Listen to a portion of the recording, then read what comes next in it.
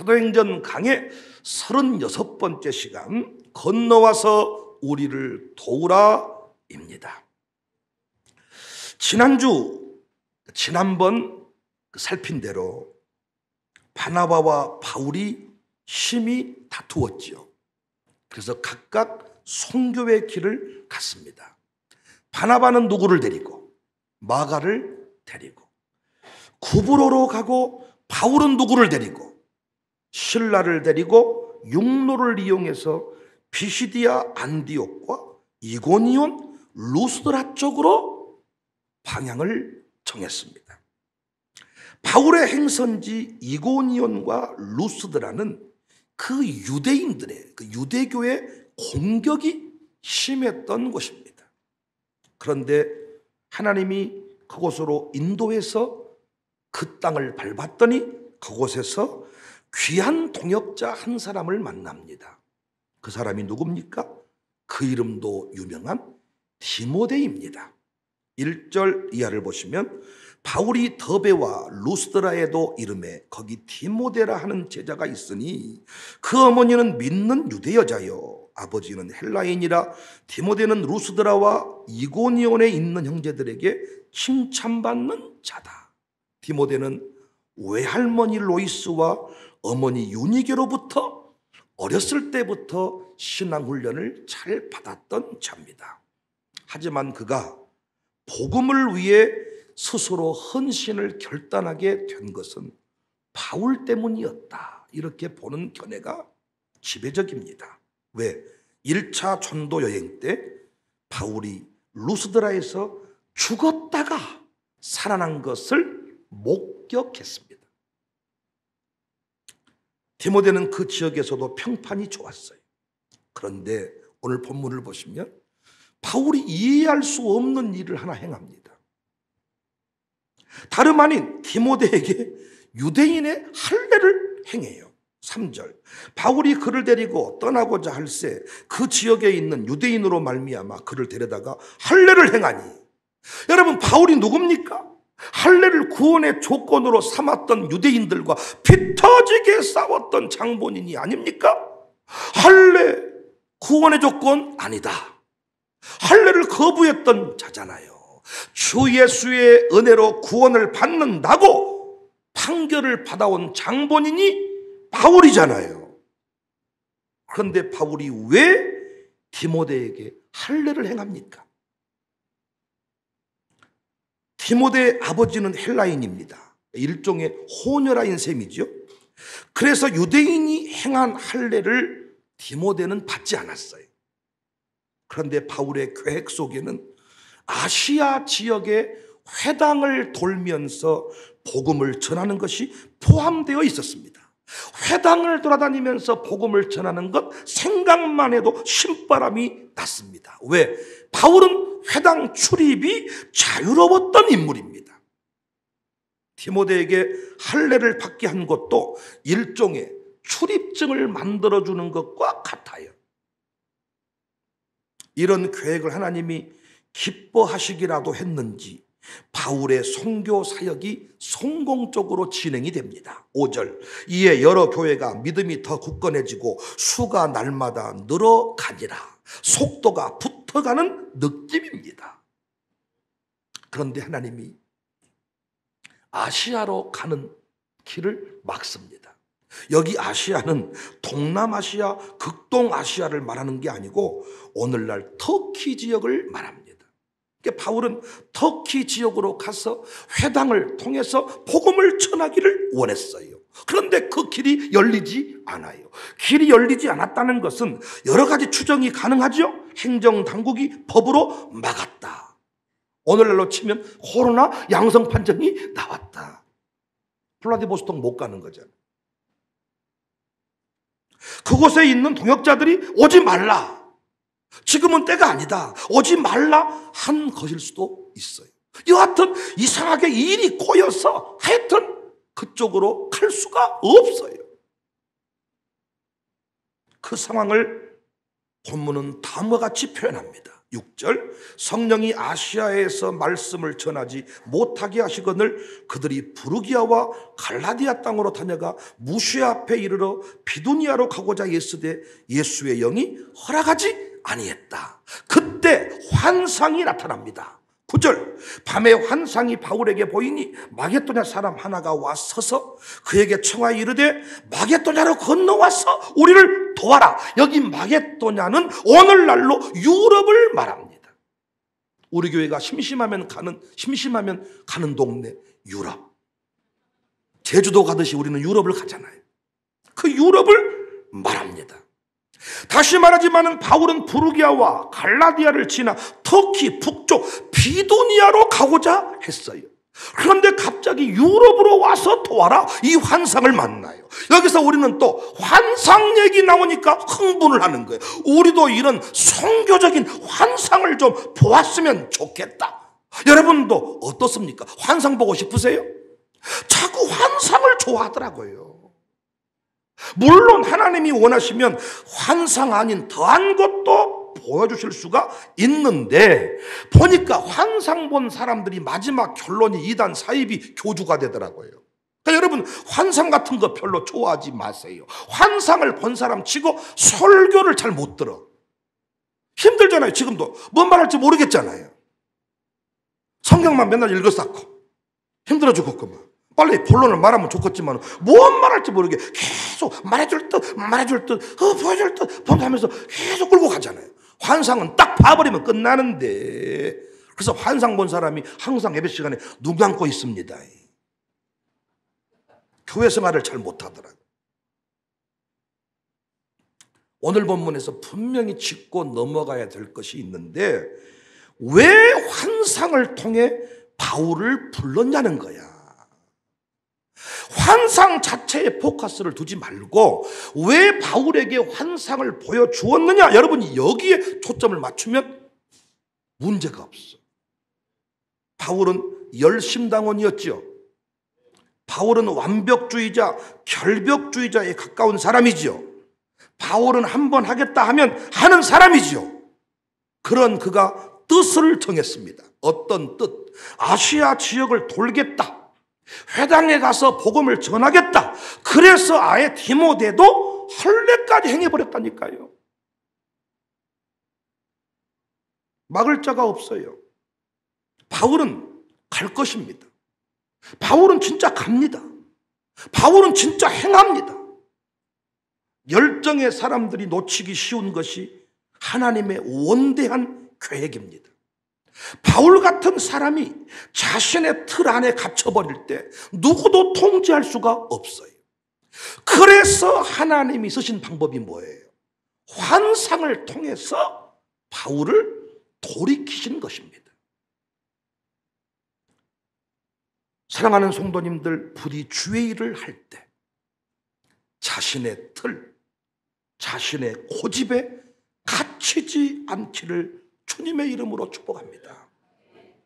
그렇다면 왜 하나님은 바울을 굳이 아시아, 오늘날 터키 지역으로 보내지 않고 유럽으로 마게도냐로 인도를 했을까요?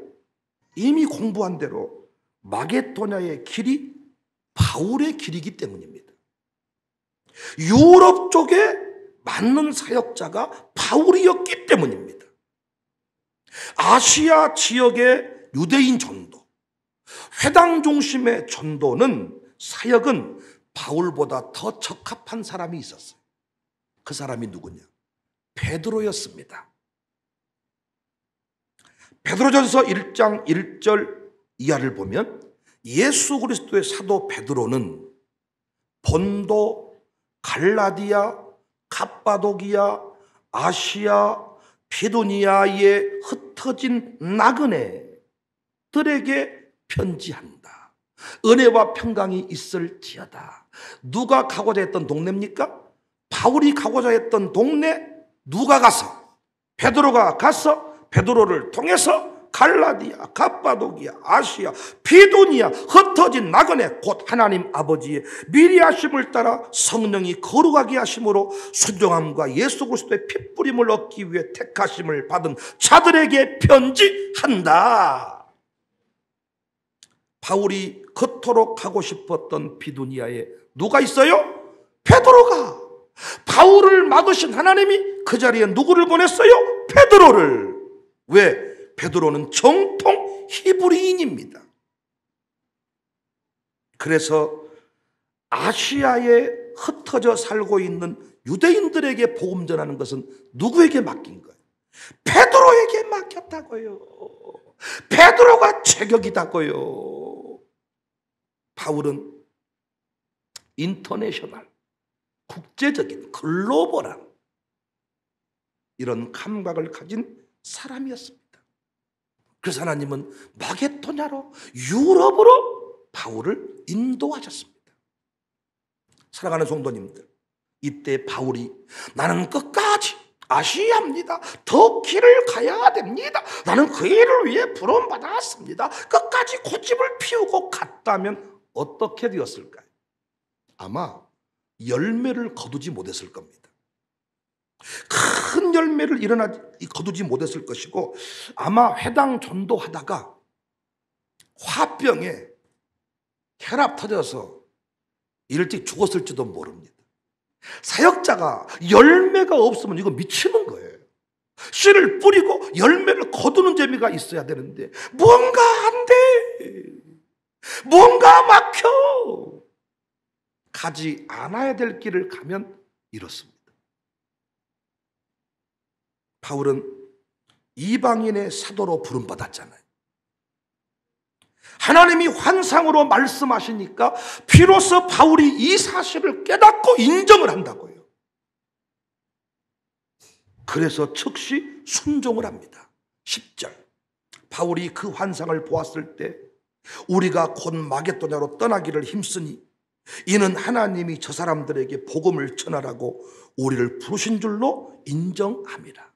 저는 하나님이 저 사람들에게 복음을 전하라고 우리를 부르신 줄로 인정하빌러라, 이 말이 너무 좋아. 광주 청사교회에 모인 우리 모두에게 이 고백이 터져야 돼요. 우리 모두 이곳에 오려고 해서 온 자가 있습니까? 저부터 청사교회가 있는 줄 알았습니까? 광주 청사교회 있는 줄도 몰랐습니다. 그런데 하나님이 저의 모든 길을 다 막으셨습니다. 그리고 광주 청사교회를 보여주셨습니다.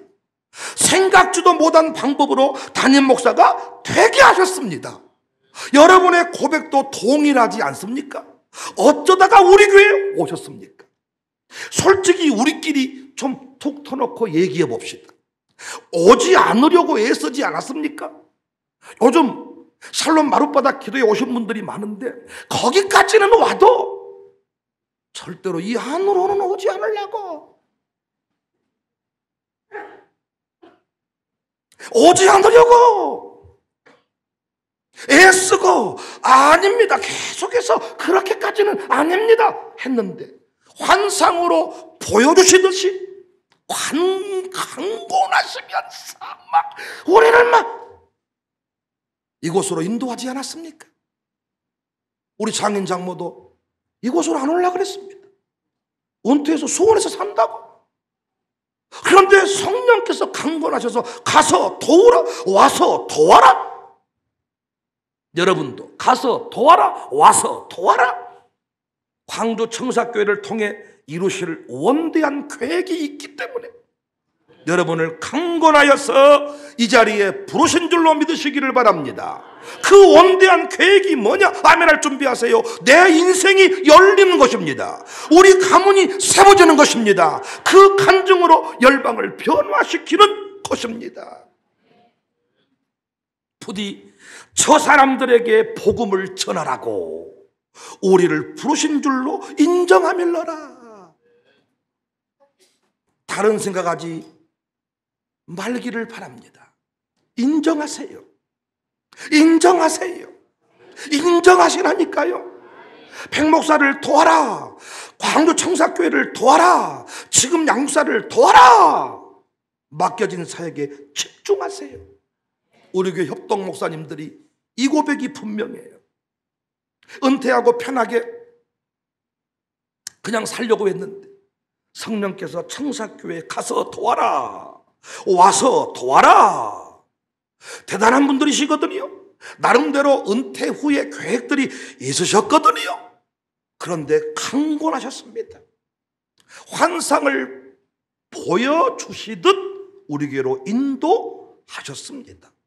이곳에 오셔서 그들이 고백합니다. 저 사람들에게 복음을 전하라고 우리를 부르신 줄로 알미라. 인정을 하는 거예요. 인정을.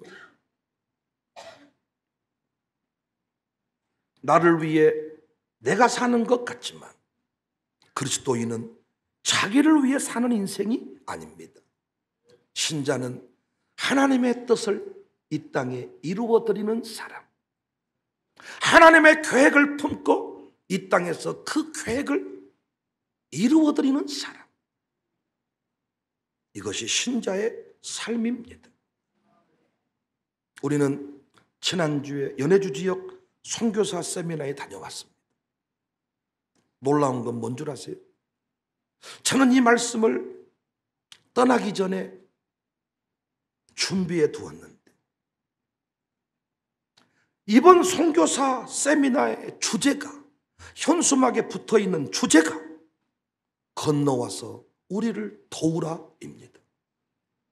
너무 신기하고 놀랍지 않아요? 오늘 말씀 제목이 건너와서 우리를 도와라. 저는 다녀와서 선교 보고를 해야 되는데 아니 어떻게 이렇게 맞춰놓고 간 말씀이 아닌데 맞아떨어지는 것이 있습니까? 그들이 왜 그 땅에 가 있나 보았더니 다 계획이 있고 뜻이 있었던 사람들인데 하나님께서 건너와서 우리를 도와라. 이 말씀을 주셔서 전부 다 이민 가방 보따리 하나 들고 우리가 타고 간 그 큰 배를 타고 블라디보스톡에 러시아에 가셨더라. 그런데 그분들이 벌써 20년이 되고 30년이 되니까 늙어갑니다. 몸이 병들어갑니다.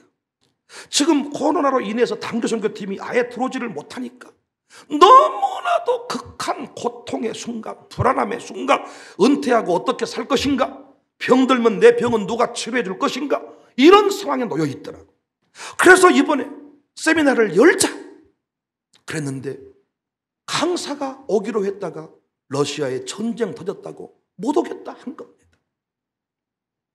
그때 저를 오래전에 그 블라디보스톡에서 만났던 선교사님 한 분이 그럼 내가 한번 알아보겠다. 그래서 저를 소개하게 됐습니다.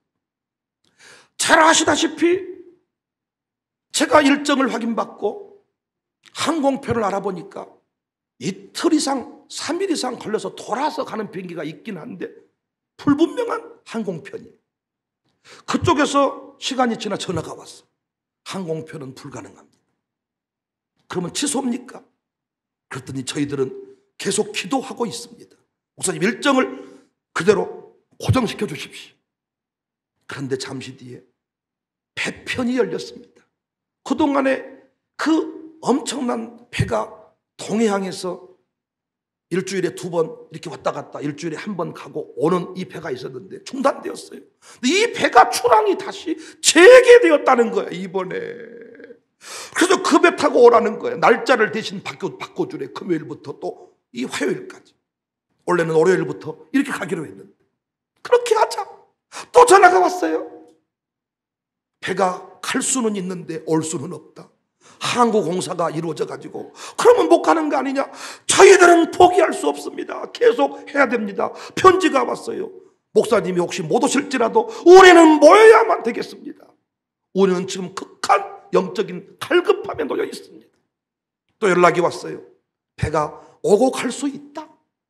그래서 또 오케이 하고 보따리를 싸고 있는데 가기로 했던 팀 중에 PCR 검사를 했는데 판정 보류가 나오고 양성이 또 일부 나오고 이런 일이 벌어져 가기로 한 분들이 또 못 가는 일이 벌어지고, 이야 이거 참 12시 넘어서 보따리를 풀고 아침에 지금 7시에 떠나야 되는데 이게 마음이 너무 답답하고 힘들고 아내 없이 저는 처음 선교지를 지금 가보는 것인데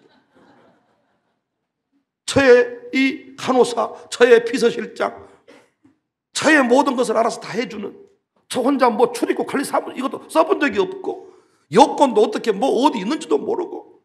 그런데 더 재밌는 것은 은민이를 데리고 가야 되는 상황이. 은민이하고 저하고 여러분 잘 아시다시피 별로 친하지가 않는, 밖에 나오면 급친한 척을 해도 둘이 있으면 별로 뭔가, 은민이도 낭낭하고 저도 낭낭하고.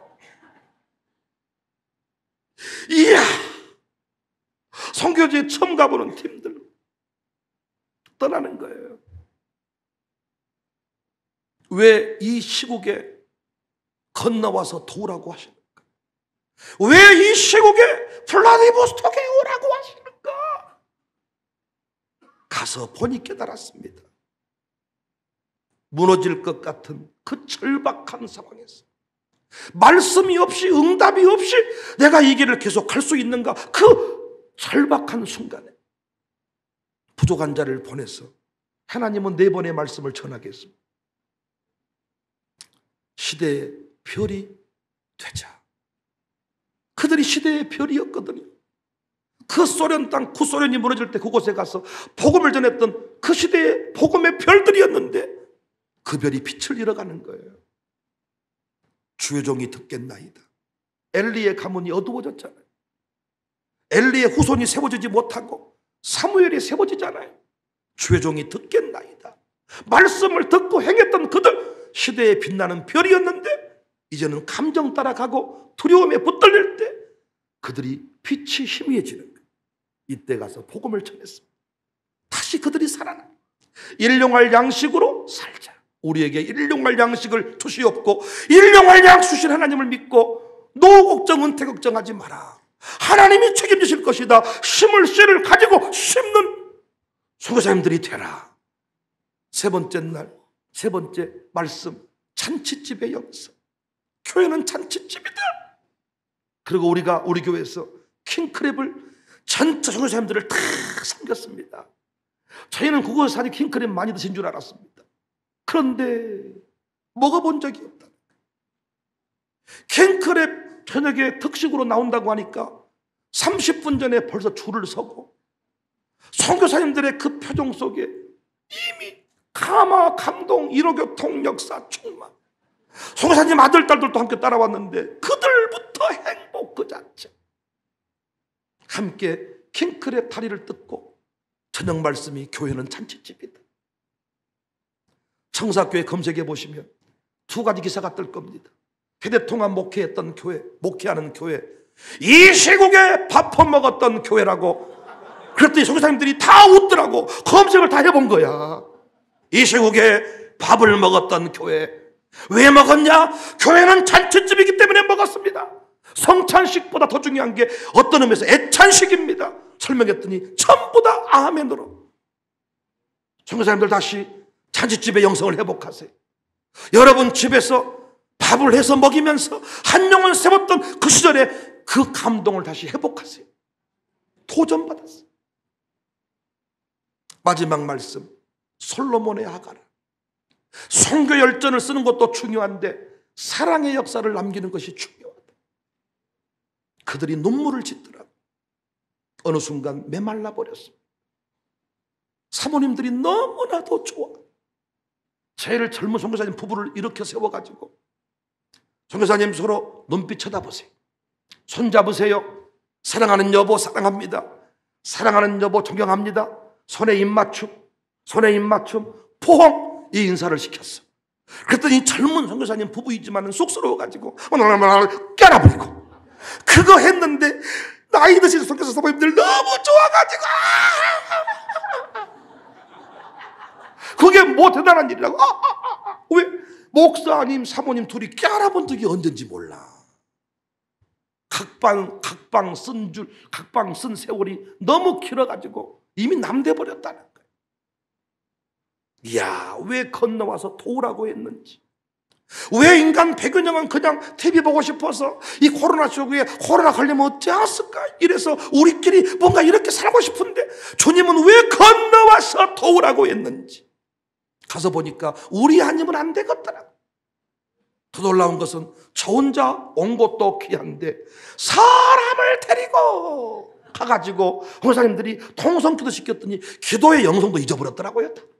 우리 팀들이 가가지고 알랄랄랄 오로로로로 막 하니까 같이 더불어 막 살아나고. 더 놀라운 것은 어른들만 온 게 아니라 이 시국에 죽을까 봐서 애들은 집에 놔두고 와야 되는데 애들까지 달고 와가지고 수연이, 희연이, 은민이 막 뛰어다니고 그들이 설교 시간에 노트를 쓰고 도전이 되는 거예요. 손자, 손녀를 보는 것처럼 좋은 거예요. 한국 사람을 만난 자체가 좋은 거예요. 세대가 통합된 공동체가 좋은 거예요. 와서 강사가 킹크랩을 사니 좋은 거야. 설교를 하는데 아주 또라이 같은 놈이 와가지고 그냥 막 선교사님들 시대의 빛을 잃어버렸습니다. 막 30년 된 중사님들한테 막 그랬더니 막 네 이라고 말이야. 우리 권사님들도 목사님이 깜짝 놀랐다는 거야. 막 첫날 둘째 날은 목사님이 그냥 그 어른들한테 막 일용할 양식을 주신 하나님 믿고 살아야지 왜 노걱정을 하십니까? 우와, 우리 목사님 불을 토하시는구나. 적당히 비유 마치고 가는 것이 아니고 불을 토하는구나. 성령께서 막 이끌어 가시더라. 사랑하는 여러분, 열정의 사람이 놓치기 쉬운 게 하나님의 원대한 계획입니다. 바울 같은 사람에게 왜 환상을 보여줬습니까? 환상을 보여주지 않고는 바울은 돌이키지 않습니다. 끝까지 가버립니다. 우리 양육사들도 제가 보니까 브레이크를 잡는 게 어려워. 하지 마라, 그게 어려워. 가족은행도 이사장, 부이사장, 총무들 열정 가족 하는데 브레이크를 제가 잡으니까 이들이 충격을 먹어. 열정의 사람이 놓치기 쉬운 게 하나님의 원대한 계획입니다. 나는 아무리 아시아 쪽으로 가고 싶어도 안 가고 싶어도 성령이 가라, 오지 마라, 그 말씀대로 순종하여 위대한 열매를 풍성하게 누리는 주인공들이 되시기를 주님의 이름으로 축복합니다.